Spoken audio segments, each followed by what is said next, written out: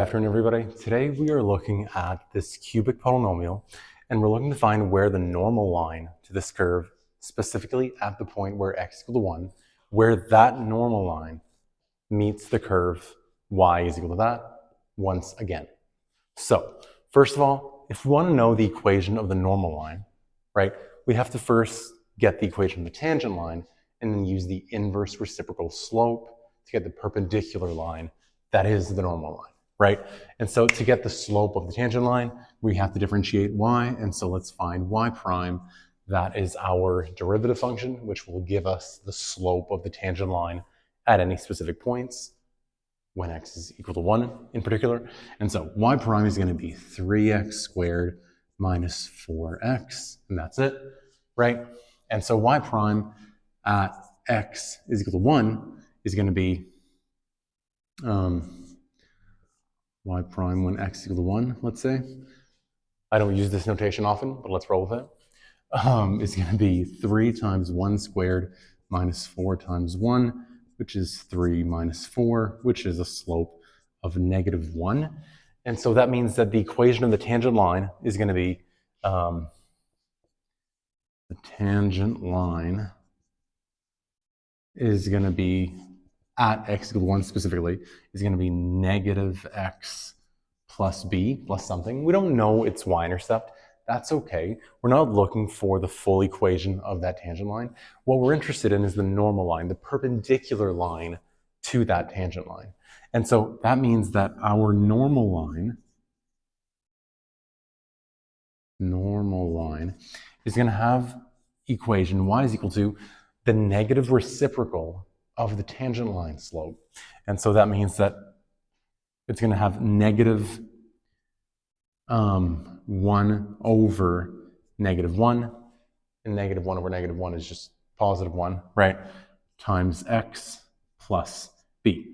And so the equation of our normal line is going to be x plus b. Now, to figure out the y-intercept, we need to know another point on the curve. And so to solve for b, we need to know some x and y ordered pair from a point on the original curve. And so that just means we have to plug in x equal to 1 into the original function to find out where that point actually lies on the graph.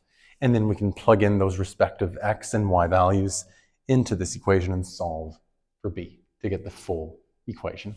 And so let's go ahead and do that. Because again, that normal line, right, if we're thinking about how this looks graphically, this is a positive cubic, so, it might look something like this. I don't exactly know how it's going to look, but it's going to look something like that. When x is equal to 1, we are told that the tangent line has a slope of negative 1, so maybe this is the tangent line, right? Maybe. This is a very, very rough sketch, but for the purpose of providing you with a visual, that's the tangent line to the curve at x equal to 1. The normal line is the line that's perpendicular to that. And so it's going to look something like this, right? It's normal, meaning perpendicular. And so these two lines, the normal line, and the tangent line, they intersect at 90-degree angles, at right angles, by definition, okay? So that's useful to know. And now if you can kind of visualize that, all we're after is this y-intercept, so we can actually write the equation of this normal line, okay? And so that normal line is going to be, let's plug in x and y. So we haven't not done that yet, right? Okay, never mind. When x is equal to 1, y is equal to plugging into the original function because we want to know where that point is, right? That point is a point on the normal line. And so if we know the slope, positive 1, and a point on the curve, we can solve for the y-intercept, right? And so let's get the coordinates of this point here. We know the x-coordinate, right? The x-coordinate is 1. We don't yet know the y-coordinate. That's what we're solving for by plugging the x value into our function. And so y is going to be 1 cubed minus 2 times 1 squared plus 1 y is going to be 1 minus 2 plus 1. So y is going to be 0. All right, I believe you. So again, this was a rough sketch. So this point is going to be at -1 and 0. And so now plugging that in, right, this is an x and y pair. Let's plug those in. So y is 0 and x is 1 plus b. And so that means that b is equal to -1. And that means that our normal line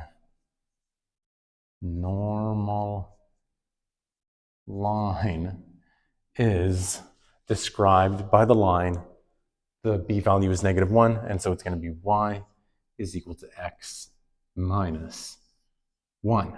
That's the equation, the full equation of our normal line to this curve, specifically when x is equal to 1.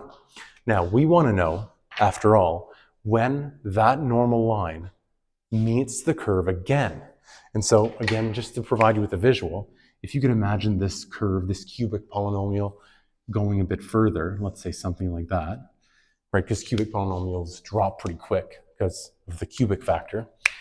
This line, if you can imagine, would go somewhere. So they're going to intersect again. And probably also on the other side, right? They're probably going to intersect twice more, right? Here and here, right? As those two functions keep going on infinitely far away from the y-axis. And so what we're looking for in the end, really, is points of intersection between this normal line, right, and the curve that we had originally been working with. So how do we find any points of intersection, generally speaking? Well, we set the two functions equal to one another, right? So let's finish it off by doing just that. Find the POIs between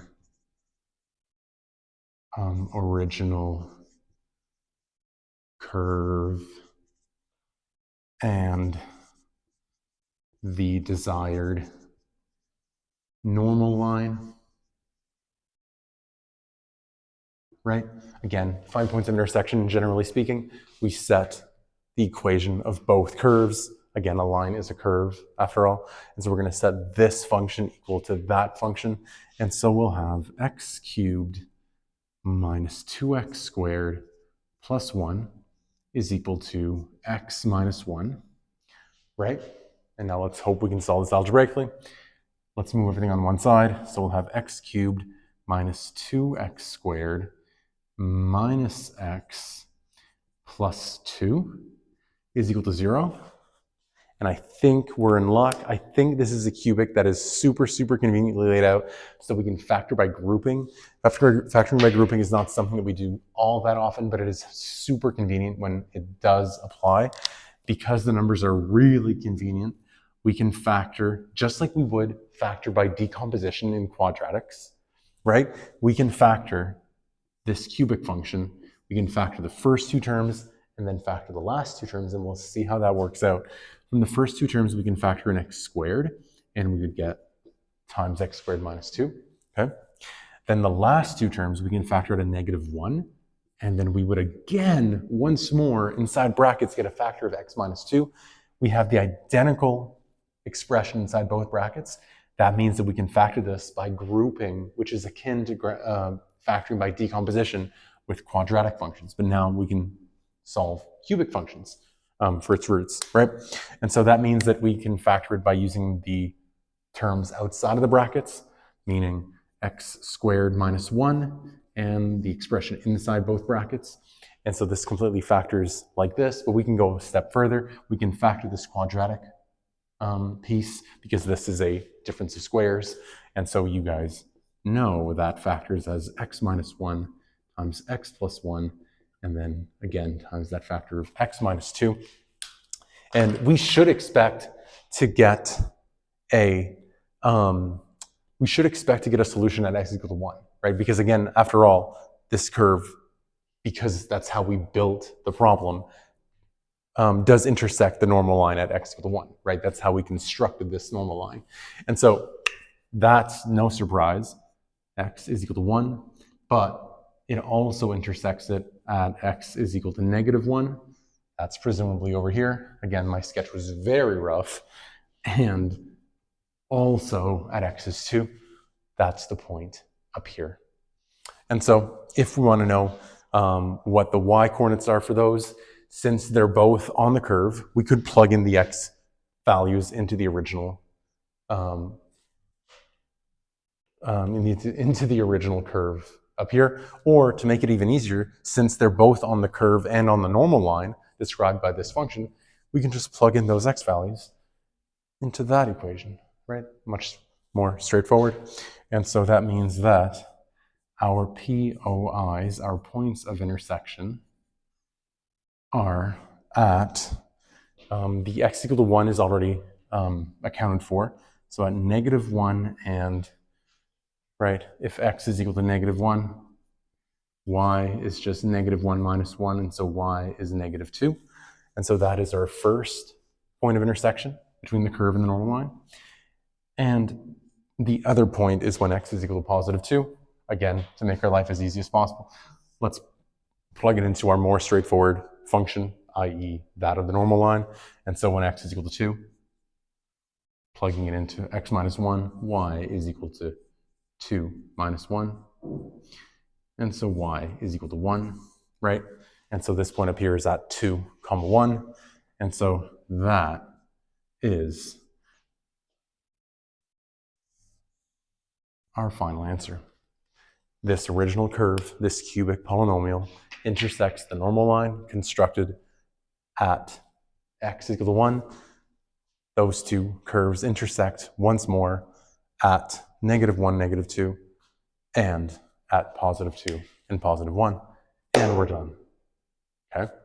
So again, when we want normal lines, we have to start by getting the tangent lines, right? Getting the slope of those tangent lines, getting the negative reciprocals to get the slope of the normal line, and then we can go from there using whatever point we're asked to use in the question that we're trying to answer. Okay? So I really hope that helps, and thanks for watching.